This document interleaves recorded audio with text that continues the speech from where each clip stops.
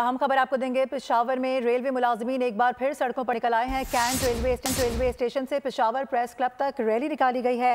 Pension इस्लाहात को वापस ना लिया गया तो एहतजाज का दायरा वसी किया जाएगा। मुजाहिरीन की जानिब से कहा जा रहा है मुजाहिरीन के रेलवे की निजकारी नामंजूर, हुकूमत मुखालिफ नारे भी सामने आए हैं। अपडेट करें, आपको इस हवाले से बात करेंगे। आसिफ शहजाद हमें ज्वाइन करें। आसिफ, क्या डिटेल्स हैं इसकी? बिल्कुल ये इनके मुतालबात हैं। आज उन्होंने कैंट रेलवे स्टेशन पर इस्तेमाल किया, उन्होंने नारेबाजी भी की और अपने मुतालबात के हल के लिए जो बैनर थे वो भी उठा रखे थे। उनका कहना था कि हमारे मुतालबात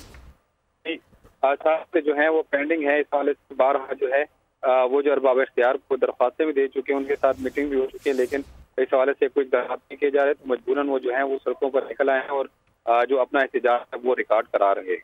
ठीक है आसिफ, बहुत शुक्रिया। सब्सक्राइब करें और बेल दबाएं ताकि कोई खबर रह न जाए।